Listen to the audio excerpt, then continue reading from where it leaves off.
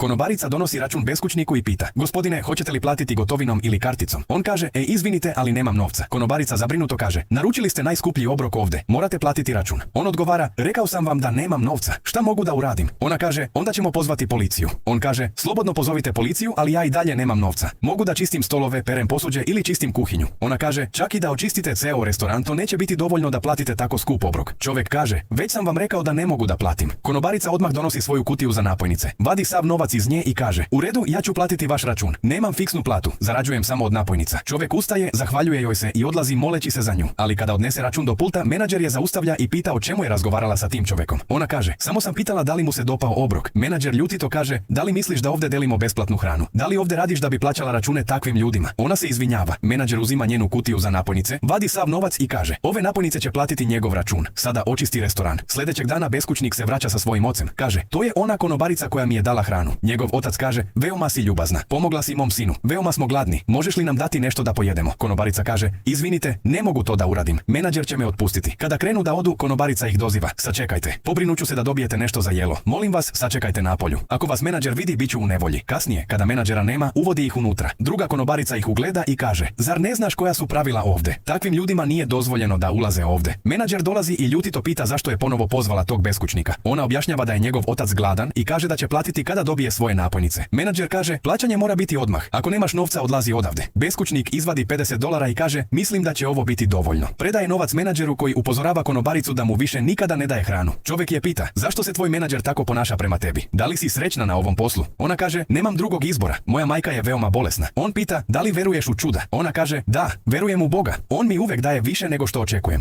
Čovjek kaže: tvoja dobrota će sigurno biti nagrađena. Sljedećeg dana otac i sin se vraćaju obučeni u skupu odeću. Menadžer ih dočekuje i nudi im VIP 100. Sin kaže: ne, želimo da nas uslužuje ista ona konobarica. Ona dolazi i prepoznaje ih. Sin kaže: vratili smo se da ti zahvalimo i da održimo tvoju veru u čuda živom. Njegov otac joj daje $10.000 i kaže: daj joj ovo kao nagradu za njenu dobrotu. Druga konobarica uzima novac i kaže: ne možete joj dati toliko novca. Otac joj naređuje da vrati novac i ona ga vraća, ali menadžer dolazi i kaže: protiv naših pravila je dati tako veliku napojnicu. Otac kaže: došli smo iz Amerike, imamo velike restorane i želeli smo da investiramo u ovom gradu. U svakom restoranu osoblje nas je odbacilo zbog naše odeće, samo nam je ova konobarica pomogla. Sin kaže konobarici: kupili smo jedan restoran ovdje, da li bi željela da radiš sa nama? Ona srećno pristaje, ali menadžer kaže da ne može da je pusti da ode. Ona odgovara: nikada nisam potpisala nikakav ugovor. Sin ga zaustavlja i kaže: ti ne ideš nikuda. Ovaj menadžer odlazi jer smo kupili ovaj restoran. Sada smo mi novi vlasnici. Otac kaže: ovdje su nam potrebni ljubazni ljudi, a ti nisi jedan od njih. Odmah odlazi odavde. Menadžer odlazi. Otac postavlja ovu ljubaznu konobaricu za novu menadžerku. Ona im se zahvaljuje. Da li je ova ljubazna konobarica zaista zaslužila da postane menadžerka? Recite nam u komentarima.